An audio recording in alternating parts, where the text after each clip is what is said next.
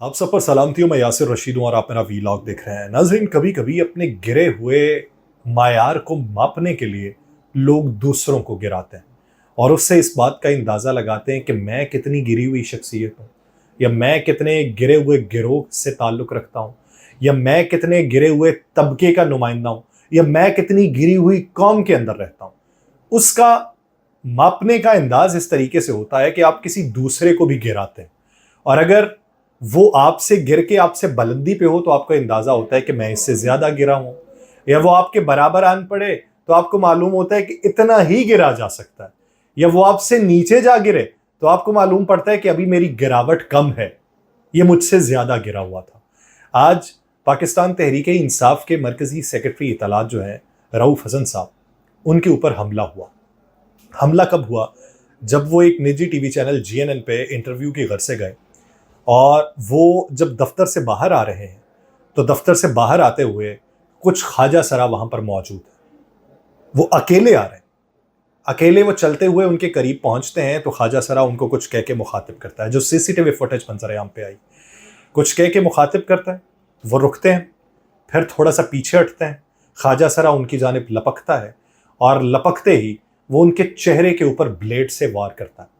जब ब्लेड से वो वार कर ले तो उसके साथ में खड़े हुए 3 मजीद ख्वाजा सरा वो आगे बढ़ते हैं और वो थप्पड़ों की बरसात कर देते हैं। एक शख्स पीछे खड़ा है जो मोबाइल से फुटेज बना रहा है। यानी इतनी फौरी तौर पे, इतनी सरत के साथ किस तरीके से किसी को अंदाजा हो सकता है कि वो कोई शख्स आएगा, ये उनसे बात करेंगे, ये हमलावर हो जाएंगे, तो वो फुटेज बनाएगा। हम वो फुटेज बना रहे हैं, वो मार रहे हैं, वो तब भी फुटेज बना रहे हैं, और दूर खड़ा भी एक शख्स वास्कोट के अंदर मौजूद है और वो भी मोबाइल से फुटेज बना रहे हैं। अब ये लोग फुटेज बनाने वाले कौन थे? आप एक दफ्तर के इहाते के अंदर मौजूद हों और उसके बाहर वाले एरिया में ये ख्वाजा सरा मौजूद हों, और ये भी पता हो कि यहाँ पे CCTV कैमरे की भी मौजूदगी है, और ये भी मालूम पड़े कि अगले शख्स ने आपको पहले मुखातिब नहीं किया, आपने उसे मुखातिब करके उस पर हमला किया है, तो क्या बयानिया बनाना चाहते हैं? हम अखलाकी पस्ती में इस हद तक गिरावट का शिकार हो चुके हैं कि अपने मुखालिफिन पे यूं हमले करवाते हैं। यानी ये एक तासुर देना चाहते हैं। माजी करीब का ये भी हवाला दूं, तासुर क्या दिया गया? माजी करीब में ख्वाजा सराओं ने पुलिस स्टेशन के ऊपर हमला किया, मारपीट की, और जब मारपीट की तो एक जमात की तरफ से और मजमूई तौर के ऊपर यह तासुर दिया गया कि किस हद तक अखलाकी पस्ती का शिकार पंजाब पुलिस है कि पंजाब पुलिस को ख्वाजा सराओं ने मारा और ये अपनी हिफाजत भी नहीं कर पाए। और जब उसमें से एक पुलिस एहलकार को माजूल किया जाता है, दूसरे से तफ्तीश की जाती है, तो फिर बताया जाता है कि इनके अंदर कितनी गंदगी है, कि ये तो ख्वाजा सराओं के हाथ महफूज नहीं है। ये एक पूरा नैरेटिव बना। तो उसको क्या किल करने के लिए आपने ऐसा इकदाम उठाया कि एक मुअम्मर शख्स है जिसकी उम्र 70 बरस के करीब होगी, उस पर हमला करके क्या पैगाम देंगे? रऊफ हसन जो है वो कौन है? वो सिर्फ पाकिस्तान तहरीक इंसाफ के मरकजी सेक्रेटरी इतलात नहीं है। उनके जो छोटे भाई हैं फवाद हसन फवाद, वो पाकिस्तान मुस्लिम लीग नून के कायद मियां नवाज शरीफ साहब के वजीर आजम होते हुए उनके प्रिंसिपल सेक्रेटरी थे, जिनको गिरफ्तार किया गया। वो एक अच्छे शायर भी थे, जिनको गिरफ्तार किया गया। मियां नवाज शरीफ के खिलाफ बयान देने के हवाले से उन पर दबाव भी डाला गया, लेकिन उन्होंने मियां नवाज शरीफ के खिलाफ बयान नहीं दिया। अब उनका ताल्लुक पाकिस्तान मुस्लिम लीग नून से ही रहा, लेकिन भाई जो बड़े थे वो पाकिस्तान तहरीक इंसाफ में शामिल हो गए। अब ये आप मनाफरत देखें, तकसीम देखें, मुआशरे की तकसीम किस हद तक है कि हम सिर्फ अपने मद्दे मुकाबिल जो शख्सियत है या जो नजरिया है उसको दबाने के लिए ऐसे इकदाम उठाते हैं। आपको याद होगा कि कराची में समी इब्राहिम साहब जब बोल के दफ्तर से बाहर निकले थे तो ऐसा ही एक वाकया पेश आया था। उन पे हमला किया गया था, उन्हें मारा पीटा गया था, लेकिन यूं एक मुअम्मर शख्स के ऊपर ब्लेड से वार करवा दें, मुझे कभी इम्कान है कि ये गिरफ्तार भी होंगे और ये रिहा भी हो जाएंगे। यानी इतनी दीदा दलेरी कहां पे होती है? हम सिनफी एतबार से अगर बात करें तो मैं उस बहस में जाना ही नहीं चाहता। कभी कभार ऐसा होता है कि एक चौधरी किसी दूसरे चौधरी को गिराने के लिए वो ऐसे इकदाम उठाता है کہ جس سے اس کی تذلیل کر سکے.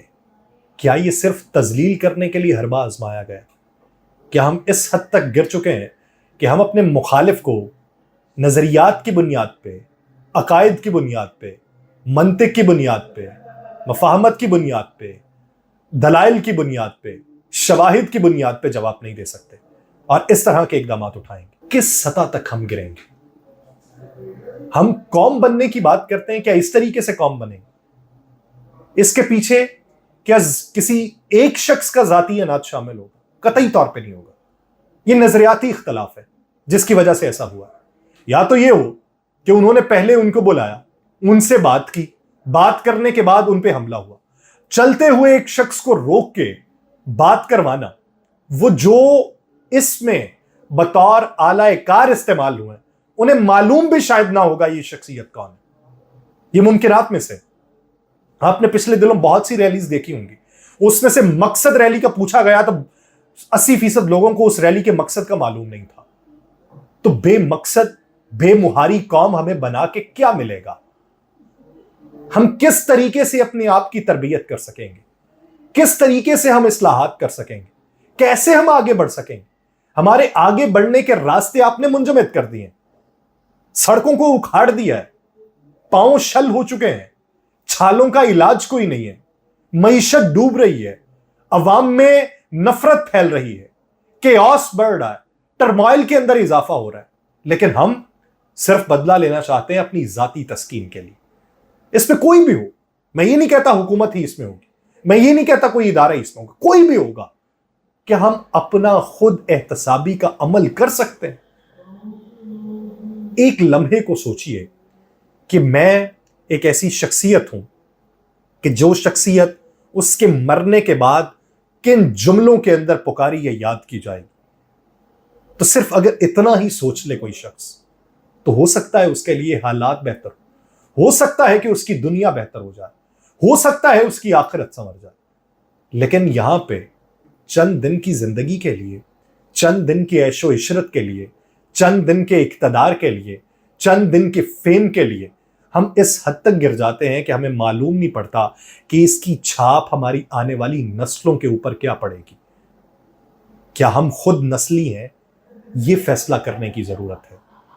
بے نسلی بہت سی عوام آپ کو مل جائے گی، لیکن نسلی ہونا وہ آپ کے کردار سے واضح ہوتا ہے، آپ کے اعمال سے واضح ہوتا ہے، آپ کے اخلاق سے واضح ہوتا ہے. تو ان 3 چیزوں کی خود احتسابی کر کے دیکھ لیجئے. نتائج جو آئیں گے اس کی بنیاد کے اوپر فیصلہ کیجئے گا کہ ہم کہاں پر کھڑے ہیں، اور یہاں پر لانے کی نوبت جو آن پڑی ہے اس کے پیچھے سوچ کس کی تھی. مجھے دیجئے اجازت. اللہ نگہبان.